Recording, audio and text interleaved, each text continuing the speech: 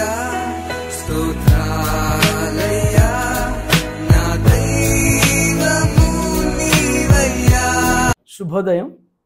క్రీస్తునందు ప్రియమైన దేవుని బిడ్డలారా, మన రక్షకుడైన యేసు క్రీస్తు యొక్క పరిశుద్ధ నామములో మీ అందరికీ ఉదయకాల శుభాలు తెలియజేయుచున్నాను.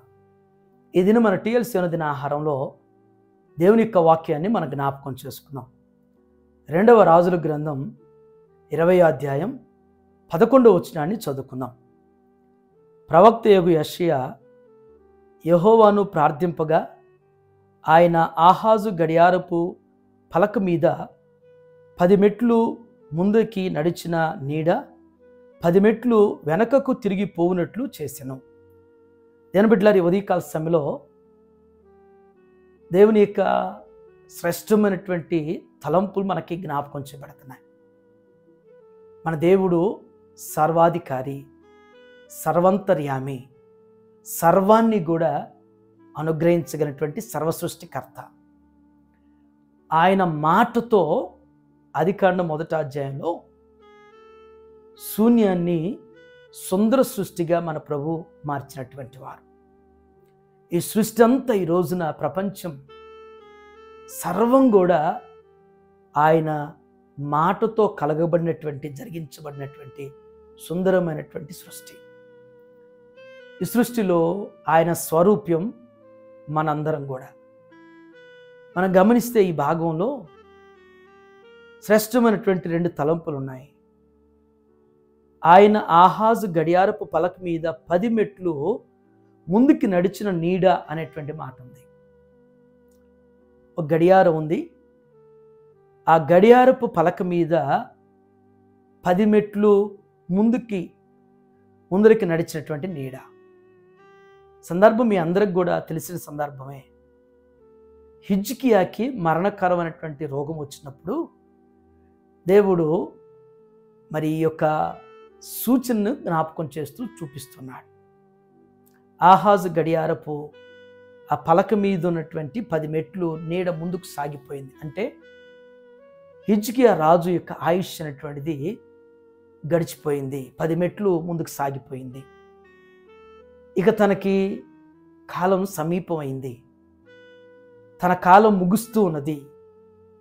తనకిక జీవితాన్ని చాలించవలసినటువంటి సమయం ఆసన్నమైంది అనేటువంటిది ఆహాజు యొక్క గడియారపు ముళ్ళు, ఆ ముళ్ళు మీద ఉన్నటువంటి ఆ నీడ సాదృశ్యం చూపిస్తుంది. వెంటనే హిజ్కియా పశ్చాత్తాపంతో ప్రార్థన చేసినప్పుడు దేవుడు ఆ ప్రార్థన విని ప్రవక్తకు చెప్తున్నాడు. దేవుడు, హిజ్కియా ప్రార్థన నేను విన్నాను. మరి ఆహాజు గడియారపు పలక మీద ఉన్నటువంటి ఆ నీడ 10 మెట్లు పైకి వెళ్ళింది, 10 మెట్లు వెనక్కి తిరిగి వస్తుంది అనేటువంటి జ్ఞాపకం చేశారు.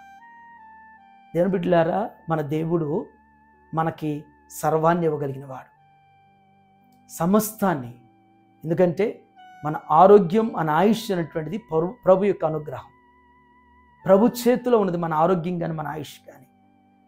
10 మెట్లు ముందుకి పంపగలిగినటువంటి వారు, 10 మెట్లు వెనక్కి తేగలిగినటువంటి వారు. మన ఆయుష్ అనేటువంటిది మన ప్రభు చేతిలో ఉన్నప్పుడు ఈ భూమి మీద సమస్తాన్ని ఇవ్వగలిగినటువంటి వారు, సమస్త వనరులను మనకి ఏది కావాలన్నా కానీ, ఈ రోజున మనం ఏదైనా కానీ సంపాదించుకోగలుగుతాం, కానీ ఆరోగ్యం సంపాదించుకోగలుగుతామా? ఆయుష్ను సంపాదించుకోగలుగుతామా? ఎంత టెక్నాలజీ పెరిగినా, ఎంత పెద్ద పెద్ద ప్రొఫెషనల్ డాక్టర్స్ ఉన్నా, ఎంత సైన్స్ పరంగా చూసినా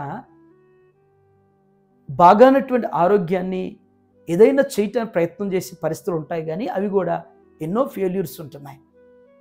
కానీ మన ఆరోగ్యం కుదుటిపరచాలన్నా, మన ఆయుష్ను పొడిగించాలన్నా అది దేవుని అనుగ్రహం.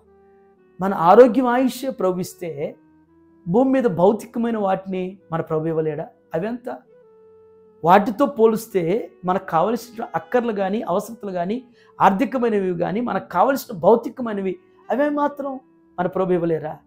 ఆయన సమస్తం కూడా ఇవ్వగలగరు అనేటువంటిది మనకు అనుగ్రహించేటువంటి మన శక్తి కలిగినటువంటి దేవుడు అనేటువంటిది ఈ ఉదయం ఈ మాటల ద్వారా మనం గ్రహించాల్సిన వారుగా, మనం విశ్వసించాల్సిన వారుగా, మనం ఆధారపడగలిగినటువంటి వారుగా మనం ఉండాలనేటువంటిది పరిశుద్ధాత్మ దేవుడు మనందరికీ ఉదయకాలం జ్ఞాపకం చేస్తూ ఈ మాటలు మనందరి జీవితాల్లో స్థిరపరచునుగాక.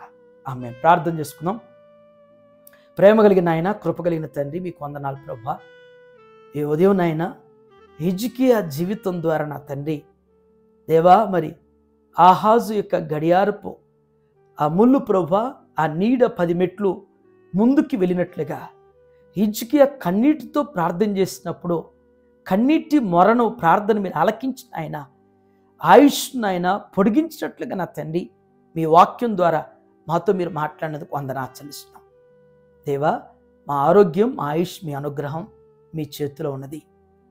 అవి మాత్రమే కాదు కానీ భూమి మీద సర్వం సమస్తం మీరయ్యున్నవి. మాకు ఏవి కావాలన్నా మీరు అనుగ్రహించేటువంటి దేవుడు ప్రభువా.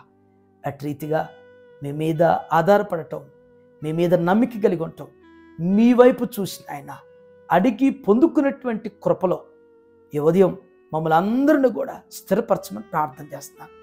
ఈ దినాన్న మీ బిడ్డలు చేరినటువంటి వారి పనుల్లో, వారి ప్రయాణాలు, వారి బాధ్యతలు మీరు తోడుగా ఉండి ప్రభువా అయ్యా, వారికి ఉన్నటువంటి స్థితిగతుల్లో మీ కార్యాలు జరిగించండి. బలహీనంగా, అనారోగ్యాలతో, హాస్పిటలైజ్డ్ అయ్యి ఇబ్బందులతో, సమస్యలతో ఉన్నటువంటి వారి జీవితంలో దేవా మీ నిరీక్షణ వారికి స్థిరపరచండి. మీ మీద నమ్మికను వారిలో పుట్టించి మీ కార్యాల ద్వారా మీరు మహిమ పొందమని యేసు నామములో అడుగుచున్నాను తండ్రి. ఆమేన్. దేవుడు మీ అందరిని దీవించును గాక.